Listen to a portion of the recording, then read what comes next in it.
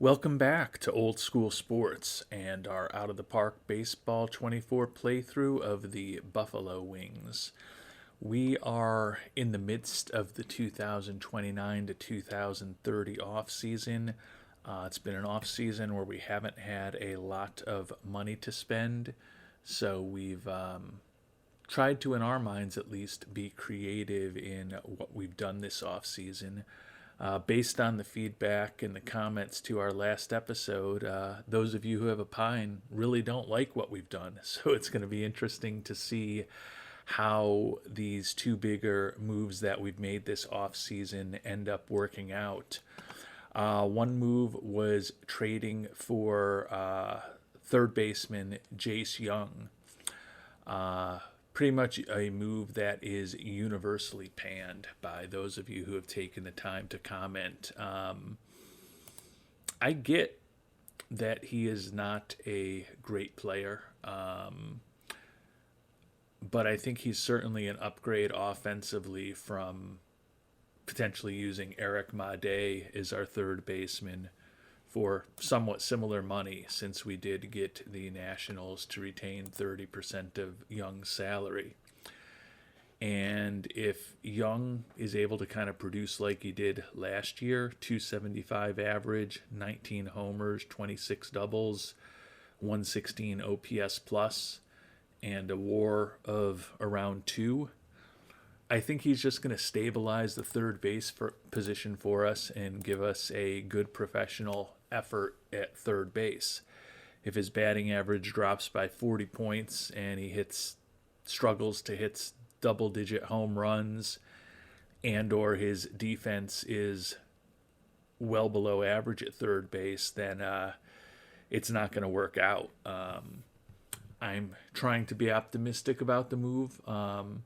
I don't think he's a world beater, but I do think his bat is certainly an upgrade to what we have had at that position over the last couple of years, when it has been primarily manned by Kevin Made and Nolan Jones. So we'll see what happens with him. The other big move I made that did not get a positive reaction was trading for starting pitcher Yarlin Susana. This one I struggle with a bit. I gave up a very good prospect, not a great prospect, and a bunch of pitchers who are kind of borderline fifth starters, borderline seventh or eighth relievers in the major league, in my opinion. So I gave up a lot in terms of volume for him, admittedly. But when I look at his profile, plus stuff, plus movement, average control, still some ability to potentially improve, a great fastball, well above average curve, and then a slider and a changeup that are both average-ish. And I look at what he's done over the course of his career with a 129 ERA plus and a 90 FIP minus. He'll be 26 years old at the start of next season, making the major league minimum, and he throws in the high 90s. One of the comments was, you gave up an awful lot for a 2.5-star pitcher. And I think that might be a little bit of a simplistic analysis. I mean, Hayden Younger is also a 2.5-star starting pitcher. And over the course of his career at the major league level, he's put up a 133 ERA plus and a 75 FIP minus. And he's been, just as good as that, arguably better than that in the season and a half he pitched for us over the last couple of years. Ji-Hoo Kim, 2.5-star pitcher, was 12-7 for us last year, admittedly with a 4.76 ERA, but his Sierra was 3.81 and a 1.7 WAR. So I do feel like the context of Susana, with the way his profile looks and the way he's performed in the early stages of his career, I get that if you're just looking at the star ratings, he doesn't look all that exciting. But I'm pretty optimistic that he's going to be a pretty important starting pitcher for us the next few years. But Do appreciate the thoughts and the feedback. We'll see what happens. Hopefully, I'm right on both of these guys. Odds are one of them will probably work out the way I want, and one of them won't.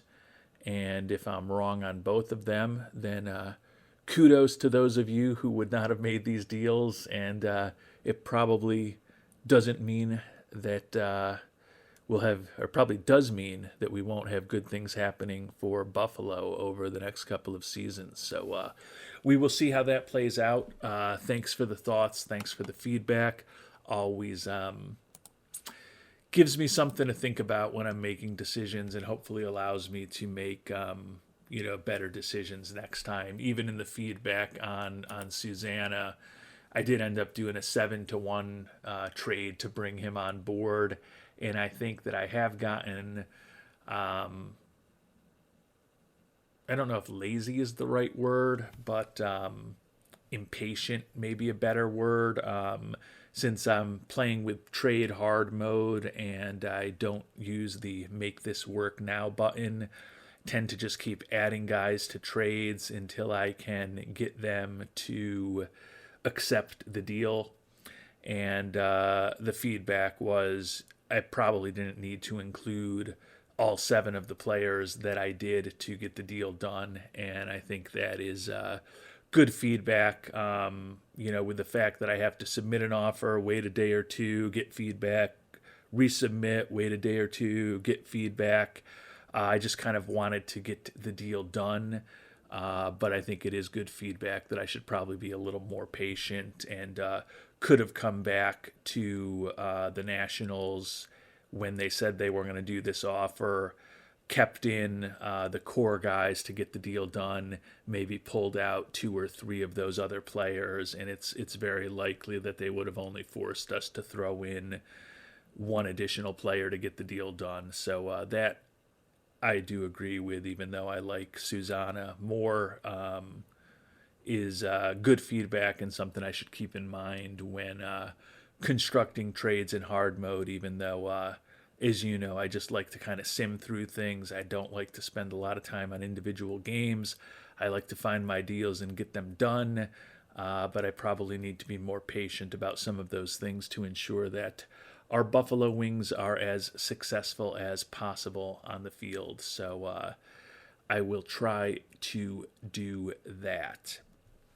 As we begin this episode, the big thing we're going to have coming up in about 3 weeks of game time is the beginning of the international free agent signing period. So that's probably going to be our big focus for this episode. And then I also want to see what happens in the preseason with the guys that we just picked up in the Rule 5 draft. We're now negative money for the upcoming season. We are on pace to sell more season tickets than last season. Fan interest is still well above 100. We have made the playoffs 2 years in a row. If everything works out, I'm holding out a little hope that maybe we'll get a little bump in the budget when the preseason begins. It's probably a hope trade on my behalf, but that's the other thing that I'd like to find out in the coming weeks of game time here in 2029 and 2030. And we did just experience one of the losses that we had anticipated. Shane Bieber, who's been a pretty important starter for us for the past 3 years, just signed a deal with the Cubs. Looks like 3 years, a total of $50 million, 18.4 this upcoming season. Feel like we got real good value out of him. We had him for 3 years for a total of $32 million with team options in those second and third seasons. You can see he pitched 33, 35, and 33 games for us, had a winning record for us every year, led the league in ERA his first season with us, led the league in games started his second season with us, and his ERA has gone steadily up over those years, although his BABIP has also gone steadily up over those years, which probably influences the ERA, but could argue that maybe he got a little unlucky this year. He did have the highest WAR of his career in Buffalo this year, but was pretty consistent with a 3.1, 3, and 3.3 WAR for us. My thought is that a guy who's going to be 35 by the relatively early stages of the season, making about 50% more over the next 3 years than we had to pay him for the last 3 years. Feel like we certainly got the good value out of him. And fortunately for us, our fan interest is so high that even though they're upset that he left, we're still at 100 or over at this point. Still have some other losses we could take in free agency, but thus far, I'm reasonably constructive on the offseason, although I know a lot of you have more serious concerns about what's really going to happen with this team. And we've made it to the start of international amateur free agency. So we're going to have some interesting decisions to make. We'll take a look at the top hitting prospects, as well as some of the top pitching prospects. Going to go through them relatively quickly. Arturo Flores, first baseman. Like the personality, like the potential for 75 home run power, like the durability. Definitely in the mix of someone that I would think about. We've got high scouting accuracy on him, a strong relationship with him. At least initially, he's not looking for a crazy amount of money. Another first baseman, David Esquivel. Very well-balanced batting profile, similar low speed, not great defensively. Don't love the low work ethic and leadership, although if Esquivel develops perfectly, he could definitely be an even better player than Flores. For a guy who's looking for $2 million less, with the positive personality traits of Flores, including the holy trinity of leadership, work ethic, and intelligence all being strong, I'll put my chips in the table on Flores. Right fielder Sergio Romero, fine prospect, not that exciting to me. First baseman Domingo Ibarra, generic first base prospect for the international pool in recent years with limited speed, limited defensive ability. We've seen over the last few years, I think, in international amateur free agency, a lot of first base / outfield types that don't bring a lot to the table defensively. Juan Leal is a catcher. Really like his potential bat. The glove is average-ish. We do have a very strong relationship with him. He's looking for a lot of money, though. Right fielder Nelson Olmos. Interesting bat. Can say that about a lot of these guys. Not looking for a ton of money. We don't have a great relationship with him either, as we haven't scouted him as aggressively at our camps. Another catcher, Juan Atilano. He's fine. Decent bat, durable. Catcher ability, would like it to be higher. Is looking for a lot less money than Leal, and we do have a pretty strong relationship with him as well, so I could see him potentially being in the mix. Center fielder Jesus Cuellar. Really like the versatility and kind of potential solidness of his bat in all of the categories. Good durability, like the high leadership, brings a little more to the table defensively and in terms of speed than a lot of the other prospects. We've got a very strong relationship with him, looking for $2 million. Second baseman Estacio Suro. He is kind of the latest version of Deshaun Seifu if he develops completely. Contact, gap power, and avoid Ks, all potentially off the charts. A little more potential home run power than Seifu, but a brutal eye that is never going to walk. Good speed, good bunter. His stealing and his base running instincts are not great. Do like the high loyalty and the high work ethic. So he's a interesting candidate looking for $2 million. We don't have much of a relationship with him. And then Alejandro Zelaya, shortstop out of Venezuela. Really like the range, a guy who could play all over the field. 50 range in the outfield, although his error rating out there is not good. Potentially interesting bat as well. Zelaya is another guy, though, that we don't have as strong a relationship with, and he's looking for a lot of money. So the four that I'm probably most interested in are Zelaya, Suro, Leal, and Flores among the offensive players. But there's some pitchers that are pretty intriguing to me in this pool of international amateur free agents as well.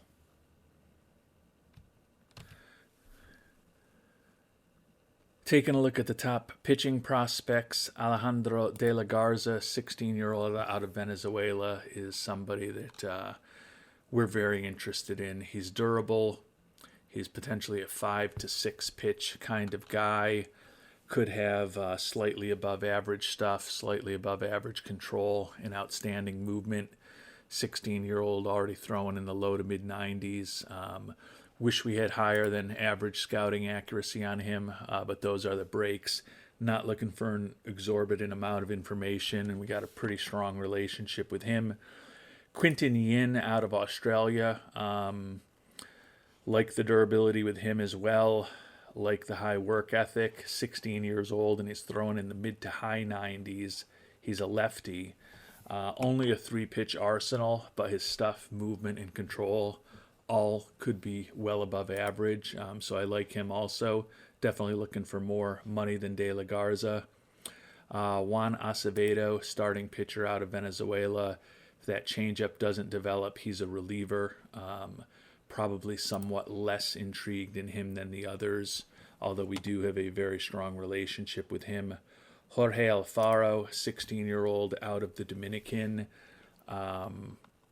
Potential 5-pitch arsenal, although to be fair, the highest potential pitch is the changeup, which may not develop, so it could be 4 more middling pitches in his repertoire. Could have above average stuff, movement, and control when all is said and done. He is kind of a bargain basement guy, supposedly only looking for $240,000. Jesus Celis of Venezuela, another starting pitcher prospect. Love the work ethic and leadership. Throws in the mid 90s already. 4 to 5 pitch arsenal, durable, and his stuff, movement, and control could all be above average. Also not looking for a ton of money. And then last but not least, at 3 stars or above, Wilson Lema, 17-year-old out of the Dominican. Potential 3-pitch arsenal, potential excellent stuff if those pitches all develop. Movement and control could also be above average. So I like him as well. He happens to be looking for a lot more than either Alfaro or Celis. So I think Alfaro and Celis are guys that if I'm able to get a bargain with our big gun, I would hope that 1 or 2 of them are around later, and I may make a play for them. I don't know that I'm going to go for them right now, simply because if I get into a bidding war on one of the big guys, I want to be able to compete. Although, to be fair now, we're only at $4.75 million this year after our recent success. So there's a fair number of teams that are going to be able to spend more for us no matter what. So I also don't want to box myself in a position where we're trying to bid to the maximum on somebody like Yin. We get outbid by a team that can go to $5.7 million, and everybody else that we like is gone. So we're going to have to maintain a little bit of flexibility here. Because Yin is looking for more than De La Garza right now, as much as I prefer Yin's personality with that high work ethic for a prospect, I think I'm going to make an initial run at De La Garza, offer him a bit more than he's looking for, $2,100,000. Get a bid out there for that amount.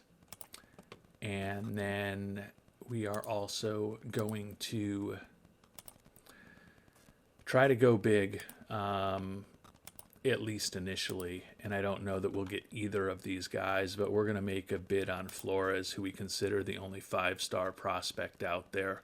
Love the personality, like the durability, that home run power in conjunction with contact and eye that could be above average is a potentially pretty interesting combination. And he's not looking for crazy money right now. So we are going to offer him more than he was looking for, $1.5 million, right at the start. Submit that offer to him. We'll get those 2 offers out there to our favorite everyday player and I don't know if I want to say our favorite everyday player and our favorite pitcher, but the high quality pitcher and the high quality everyday player that we think have the most reasonable demands compared to some of the other really high quality players. So we've offered 3.6 million. I doubt we'll get either of them at those prices.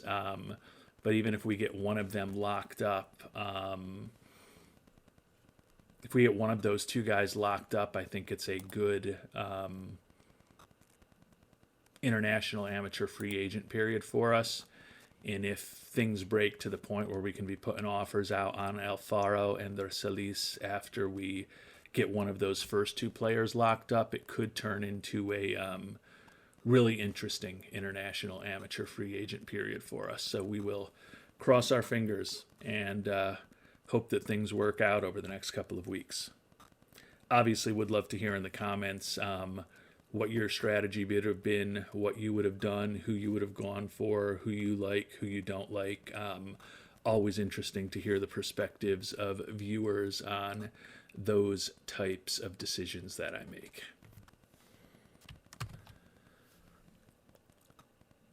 Well, the early feedback has been good.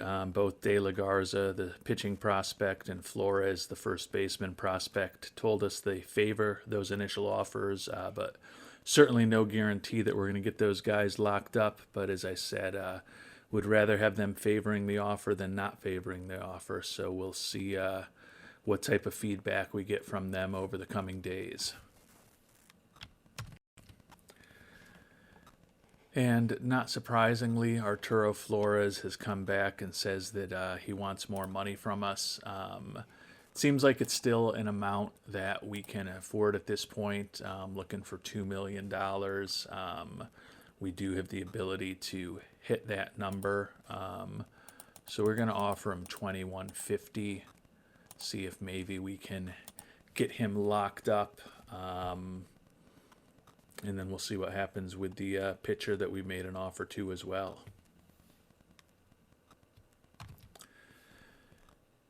And not surprisingly, De La Garza also looking for more money at this point as well. Let's see how much more. 3.4 million. So I don't know if that's a number that we can match. Flores does favor our offer at 2.15 million.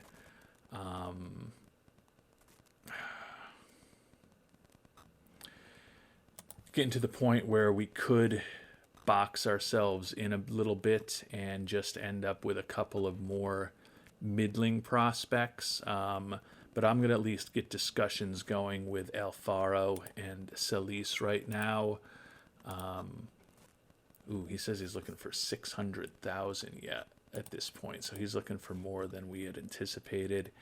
Jesus Solis, really like that personality there. He's still only looking for 300,000. So we're going to offer Solis the 300 that he's looking for.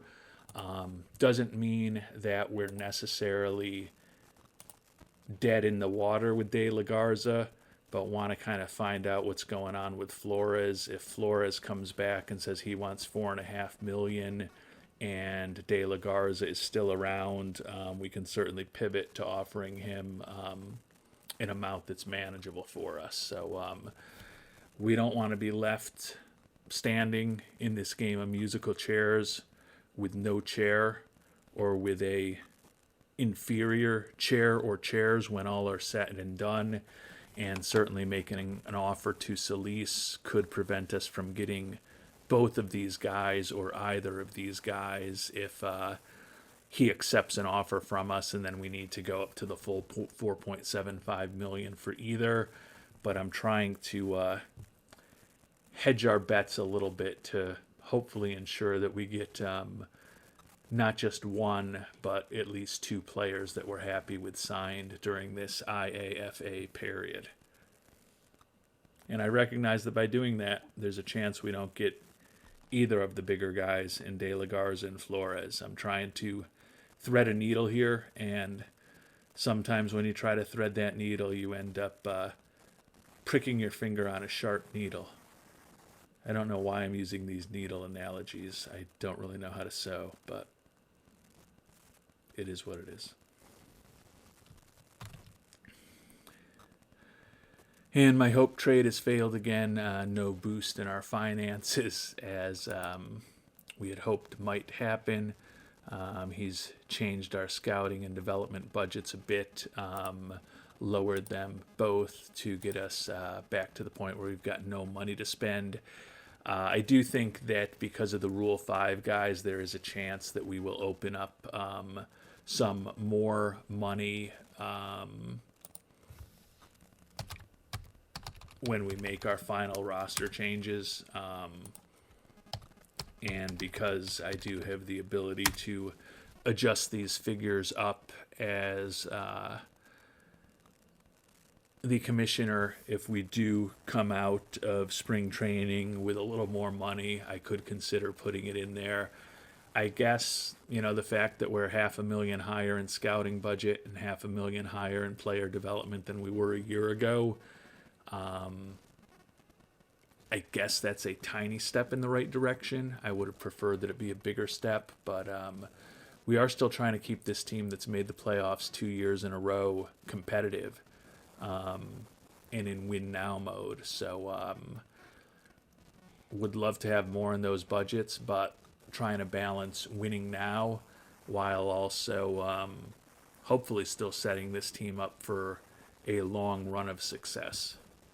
Again, trying to thread a pretty tricky needle with that decision also. Ooh, and even the less expensive guy, Jesus Celis, is coming back and saying he's looking for more money.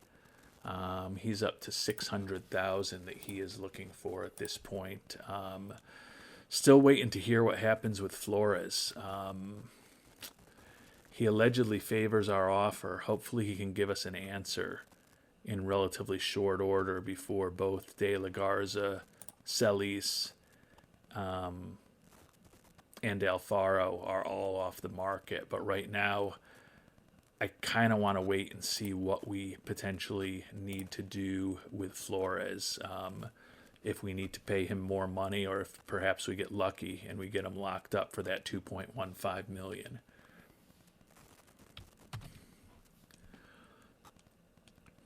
And we've now heard back from Flores, and he's not happy with our offer either.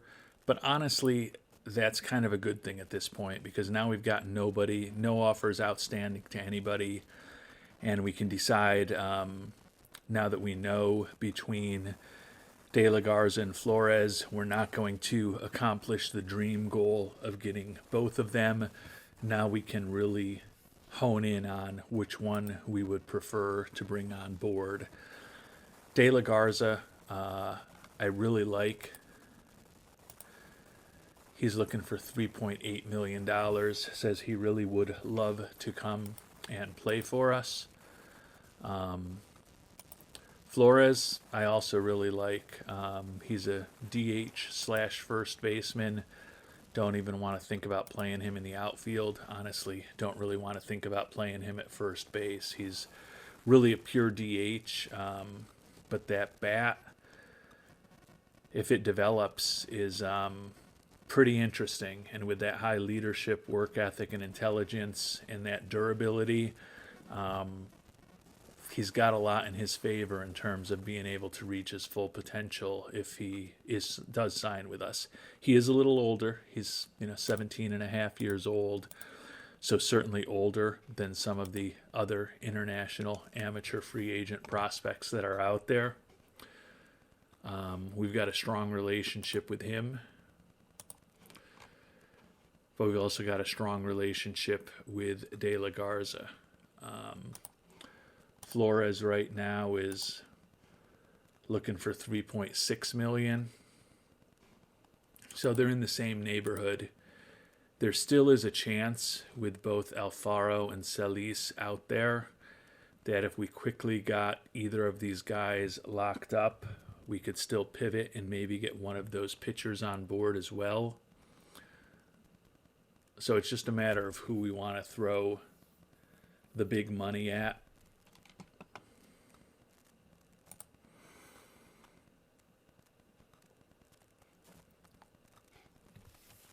I'm really intrigued by De La Garza.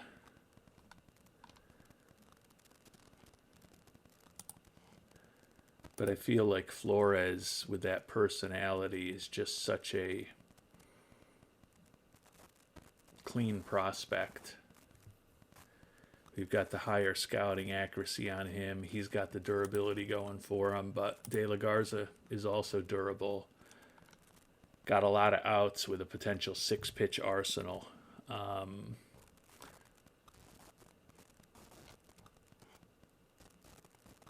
It's really a toss-up. This is one where I wish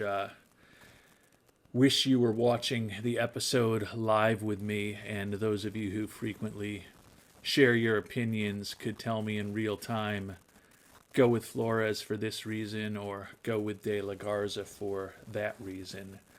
Unfortunately, I'll have to find out your thoughts in the future if you decide to share them with me. And I think I'm going to surprise some of you with who I'm going to go with. But I'm going to pivot back to the pitcher, De La Garza. And we're going to offer him the $3.8 million that he's looking for. And cross our fingers and see what happens. And De La Garza has come back to us and says that he wants more money once again. Basically have to use every penny we have to get him on board.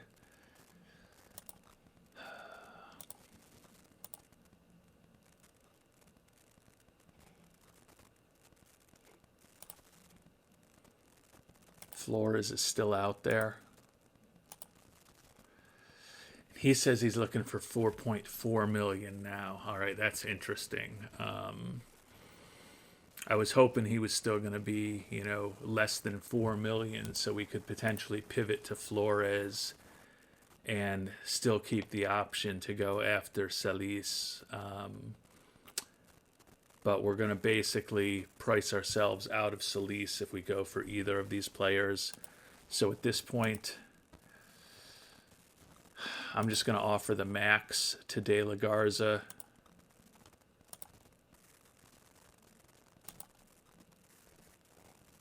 I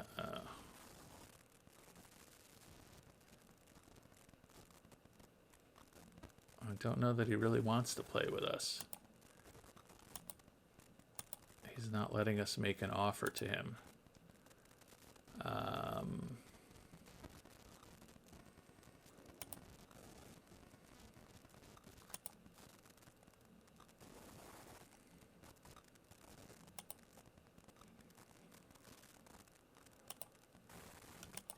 It's not letting us submit the offer. So to me, unless there's some bug in the program that is telling me that just is not going to happen with him, even at the maximum, he's going to go for somebody else who's going to offer him more dollars. So we'll pivot back to Flores, give him the $4.4 million that he's looking for, and hopefully not blow it and miss out on both of these guys, but it certainly seems like that could be a possibility. And Flores says he likes their offer. De La Garza has signed. I'm assuming it's going to be for the more than 4.75 million, and that's why we couldn't. Yeah, he signed for 5.256 million. So apparently, I think that was a tell that we just weren't going to get him. So we're all in on Flores at this point. We'll see what happens. And we did end up getting Flores signed for the 4.4 million. So we averted a potential disaster there. Unfortunately, Celis signed with the Braves. He ended up getting 1.1 million, so more than we could afford. So we've got $350,000 left at this point. Alejandro Alequin is the highest rated player who's left. Do like his work ethic and intelligence. We've got high scouting accuracy on him, but we can't compete with what he's looking for. So we're going to scout some of these guys that are looking for really low money or relatively low money, see if there's anyone who piques our interest. If we end up saving the last $350,000, probably not the worst thing given our budgetary situation if that ends up being the path that we go down. But didn't end up being a home run type of international amateur free agent signing period for us. That said, we did get one of the two guys that we really liked with Arturo Flores, and do feel that with that personality, that durability, and that potential home run power, that he could be a very interesting bat in our lineup 5 or 10 years from now.